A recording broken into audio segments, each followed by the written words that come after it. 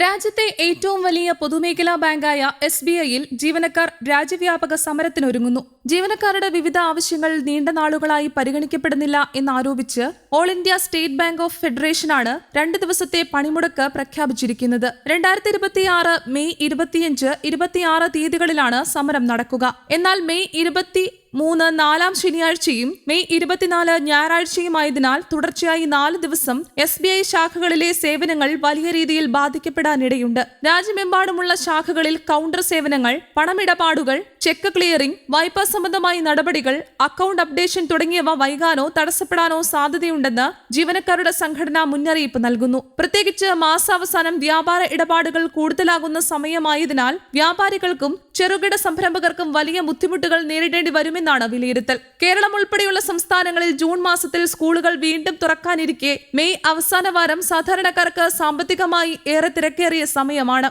School fees, പുസ്തകങ്ങൾ, uniform, യാത്രാ ചെലവുകൾ തുടങ്ങിയ ആവശ്യങ്ങൾക്കായി പലരും ബാങ്ക് സേവനങ്ങളെ ആശ്രയിക്കുന്ന സാഹചര്യത്തിൽ സമരം പൊതുജനങ്ങളെ നേരിട്ട് ബാധിച്ചേക്കും. ബാങ്ക് ശാഖകൾ അടഞ്ഞുകിടക്കുന്നതിനോടൊപ്പം ATMകളിലും പണക്ഷാമമുണ്ടാകാൻ സാധ്യതയുണ്ടെന്ന ആശങ്കയും ഉയരുന്നുണ്ട്. ജീവനക്കാരുടെ ആവശ്യങ്ങൾ നിരവധി തവണ മാനേജ്മെന്റിന്റെ ശ്രദ്ധയിൽപ്പെടുത്തിയിട്ടും യാതൊരു ഫലപ്രദമായ നടപടിയും ഉണ്ടായിട്ടില്ല എന്നാണ് ഫെഡറേഷൻ ആരോപിക്കുന്നത്. ജീവനക്കാരുടെ ജോലിഭാരം വർദ്ധിക്കുകയും ആവശ്യത്തിന് നിയമനങ്ങൾ നടത്താതിരിക്കുകയും ചെയ്യുന്നത് ബാങ്കിംഗ് സേവനങ്ങളുടെ ഗുണനിലവാരത്തെ ബാധിക്കുന്നുവെന്നാണ് സംഘടനയുടെ നിലപാട്. ജീവനക്കാരുടെ അവകാശങ്ങൾ, മാനുഷിക ജോലി സാഹചര്യങ്ങൾ, ഉപഭോക്താക്കളുടെ താൽപര്യ സംരക്ഷണം എന്നിവ മുൻനിർത്തിയാണ് സമരത്തിലേക്ക് പോകുന്നതെന്ന് നേതാക്കൾ വ്യക്തമാക്കുന്നു. ഡിജിറ്റൽ ബാങ്കിംഗ്, UPI സേവനങ്ങൾ, മറ്റു ബാങ്കുകളുടെ ATMകൾ എന്നിവ ഉപയോഗിച്ച് ചില പ്രശ്നങ്ങൾ മറികടക്കാമെങ്കിലും അടിയന്തര ആവശ്യങ്ങൾക്കായി പണം നേരത്തെ കൈവശം കരുതുന്നതാണ് നല്ലതെന്ന് സാമ്പത്തിക വിദഗ്ധരും നിർദ്ദേശിക്കുന്നു. മറ്റ് ബാങ്കുകളുടെ ATMകളിൽ നിന്നുള്ള പിൻവലിക്കലുകൾക്ക് അധിക സർവീസ് ചാർജുകൾ ബാധകമാകാനും സാധ്യതയുണ്ട്.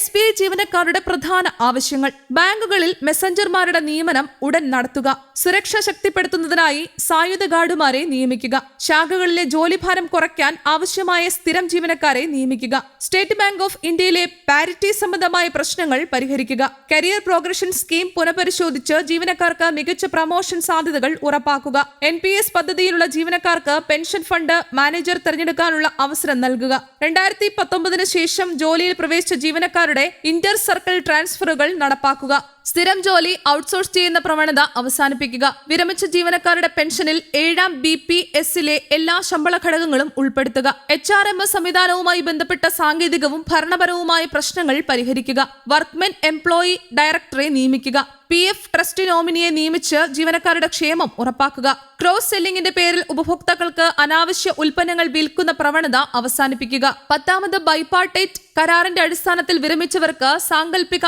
8ാം സ്റ്റാഗ്നേഷൻ ഇൻക്രിമെന്റ് അനുവദിക്കുക, മെഡിക്കൽ റീഇംബേഴ്സ്മെന്റ് പദ്ധതി കൂടുതൽ കാര്യക്ഷമവും പ്രായോഗികവുമാക്കുക, ബാങ്കിംഗ് മേഖലയിലെ ജീവനക്കാരുടെ ജോലി സമ്മർദ്ദം കുറയ്ക്കുന്നതിനുള്ള ദീർഘകാല നടപടികൾ സ്വീകരിക്കുക. News desk, Kerala Kaumudi.